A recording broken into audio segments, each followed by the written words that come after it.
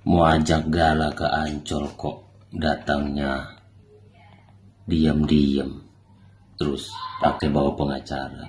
Aduh, gak masuk akal. Kalau saya kedatangan tamu yang tidak memberitahu, tiba-tiba ujuk-ujuk datang gerombolan bawa pengacara, saya usir. Itu pelanggaran juga, masuk pengarang-orang tanpa izin. Terima kasih ya, bagaimana yang pernah saya sampaikan dulu, bahwa proses perdamaian itu harus terus diupayakan. Kenapa itu terjadi? Karena masing-masing pihak itu ada bersengketa sekarang, ya. Sehingga ada saling kecurigaan. Ya, sekarang anak itu dibawa pengasuhan atau penguasaan dari Haji Faisal, ya.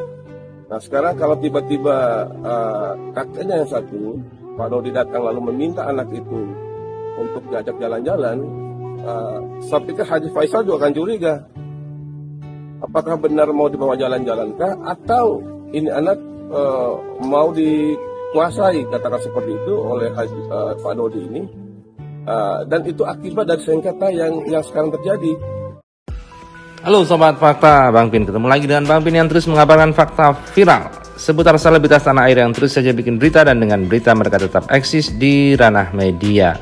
Masih soal Dodi yang datang tiba-tiba ingin mengambil gala untuk diajak jalan-jalan. Tindakan Haji Faisal yang melarang Dodi untuk mengajak dan mengambil Gala Sky Ardiansyah dibenarkan oleh pakar hukum Suratman Usman mengatakan bahwa tindakan ini benar karena belum ada keputusan dari pengadilan soal siapa yang berhak menjadi hak wali atau hak asuh Gala Sky Ardiansyah. Karena sudah masuk ranah hukum, berarti memang ada dua pihak yang bersengketa, dan dalam sengketa itu pasti akan timbul kecurigaan antara satu pihak dengan satu pihak yang lain. Dari sini Haji Faisal pun mengatakan bahwa sebenarnya Dodi untuk dalam waktu dekat ini jangan dulu sampai kasus hak perwalian dan hak asuh ini jelas. Kalau pendapat saya, ya, karena proses sidang lagi berjalan, alangkah baiknya atau masing-masing pihak ini menahan diri dulu, ya, menunggu sampai ada putusan pengadilan yang berkekuatan hukum tetap. Ya, karena ini sengketa. Lain kalau dulu, ya, proses mediasi sudah berhasil, saya kira tidak akan terjadi hal seperti ini. Dan ingat, keduanya ini punya hak sebetulnya, ya, baik itu perwalian maupun pengasuhan, ya.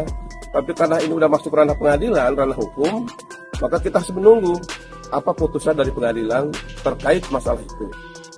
Itu pendapat saya.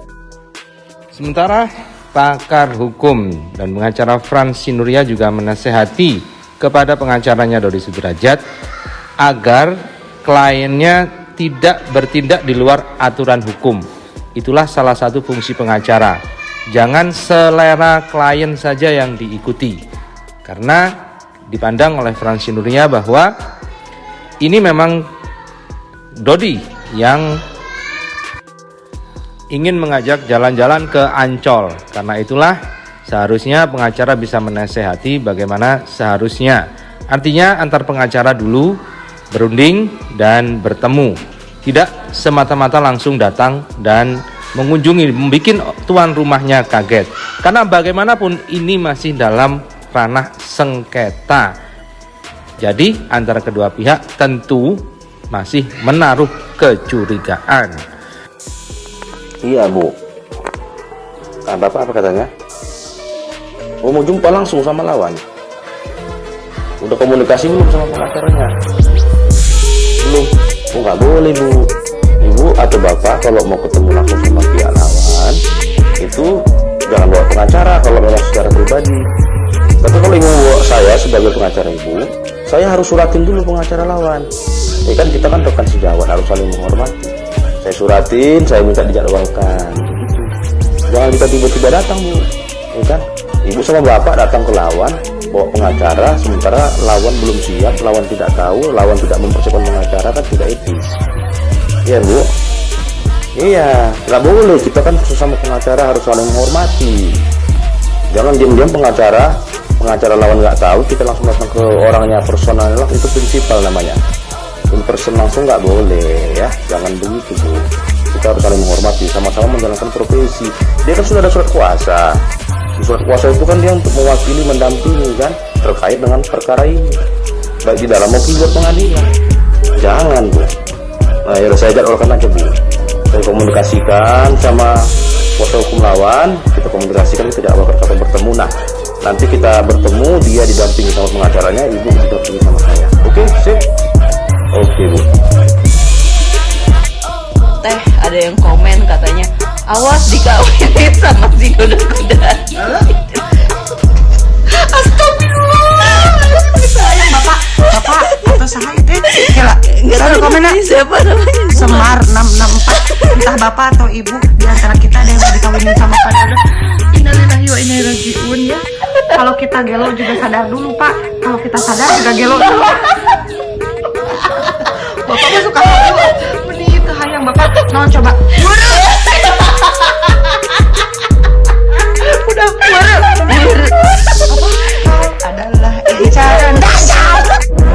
Hai, assalamualaikum. Ternyata orang yang di belakang layar gue tuh adalah ini nih, sebelah gue. Nih, yang ngakaknya nyandu. Senyum dong. Nggak bisa dia kalau misalnya ada topik, baru dia ketawanya nyandu. Dan di sini kan banyak orang, jadi dia nggak bisa. Pokoknya ya ampun, alhamdulillah ya FYP terus. Terus ada kabar apa tentang si Dodot? Oh iya, kemarin temen gue ketemu dia di rumah makan Padang Citra Bundo. Ya, mau makan Padang apa tuh? Itu yang di emper-emperan gitu. Ya kali ya, bagus ya pagi sore, sederhana. Citra Bundo di Kemayoran guys, di Garuda. Terus si Mayangnya lagi cuci tangan. Terus udah gitu di apa namanya, digeroin. Mayang buruan kata, terus kata temen gue gini, langsung dia WA di grup, guys gue ketemu lo sama Dodi sama Mayang, tahu nggak? Ternyata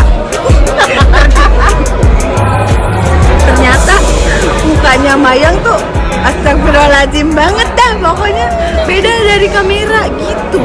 Terus udah gitu makannya kan biasanya kalau apa namanya ya itu udah kelas-kelasan selebritong ya kan, harusnya kan yang di beberapa ya yang disajikan gitu. Ini enggak cuy, perkedel sama telur dadar. Kayaknya dia belum siap kaya sih kalau gitu ya. Aduh, tapi tetap aja dia masih apa namanya, masih nagih-nagih uangnya orang, uangnya galak terus.